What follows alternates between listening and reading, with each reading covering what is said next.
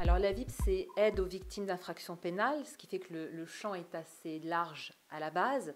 Une victime d'un accident de la route, d'un vol, d'un abus de confiance, d'un abus de faiblesse peut venir nous voir, mais ce sont principalement des victimes de violences psychologiques, physiques, sexuelles qui viennent nous rencontrer, et cela inclut bien sûr les violences conjugales. On les accompagne de manière juridique et psychologique. C'est-à-dire qu'on a des thérapeutes qui sont présents ici de manière totalement gratuite pour les victimes et qui peuvent les accompagner. Et nous, au niveau juridique, on les aide à pouvoir porter plainte, les accompagner même au tribunal si elles en ont besoin.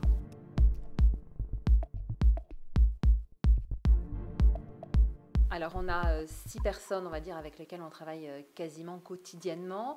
Ma collaboratrice principale qui nous a rejoint en janvier 2019 a fait 27 ans d'accueil au sein du foyer à Strasbourg, foyer de l'enfance à Strasbourg, donc elle connaît bien le domaine des violences conjugales.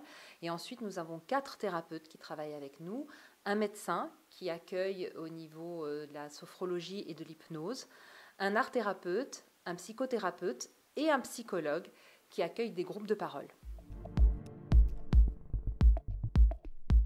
Alors, sur l'année 2019, on a eu 64 nouveaux cas que l'on a accueillis, avec 12 personnes de l'année 2018 que l'on continue à suivre. Parce que bien sûr, en fonction des procédures, elles peuvent être plus ou moins longues. Et puis, en fonction de ce que chaque personne a vécu, ça peut être aussi un accompagnement sur un terme un petit peu plus long. Donc là, voilà, 64 nouveaux cas en 2019, avec 60 cas en 2018 et 12 personnes de 2018 qui ont été suivies encore sur 2019.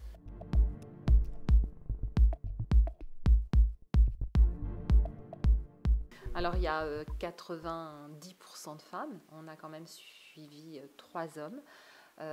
Dans les violences conjugales, bien sûr, il y a les violences psychologiques tout d'abord, mais il faut savoir que ça touche tous les milieux, toutes les catégories d'âge et toutes les nationalités, puisque en Principauté de Monaco, c'est une place internationale, donc on reçoit beaucoup de gens de communautés différentes. Le but est que les victimes se sentent un peu chez elles, voire beaucoup chez elles. Donc, comme vous avez pu le voir sur les images que vous avez faites, ce sont plutôt des salons avec un accueil individuel dès que la personne arrive. Et après, en fonction de l'évolution, en fonction de ses besoins, on va adapter la prise en charge des thérapeutes, à n'importe quel moment, 7 jours sur 7. Et on travaille de manière différente. Par exemple, pour l'art thérapeute, vous pouvez voir derrière moi que c'est un mur en ardoise, c'est-à-dire que, bien sûr, il y a la verbalisation, mais il y a aussi d'autres moyens d'expression. Donc, il y a des murs d'expression, des possibilités aussi pour certaines victimes, notamment les enfants, parce que malheureusement, nous en avons de plus en plus qui viennent au sein de la VIP. Ils peuvent travailler par le biais de la peinture, de l'écriture, de la musique, mais aussi de la sculpture.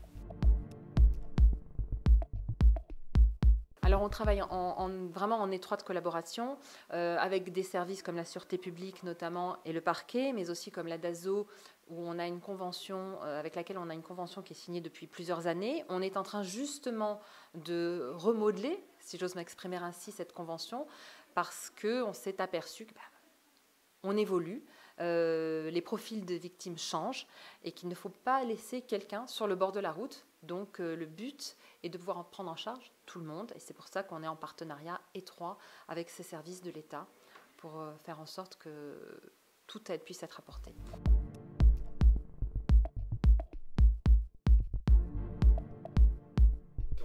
Alors, je crois qu'il y a 2 choses qu'il ne faut pas mélanger. On est en complément de l'État et l'État est en complément de la VIP.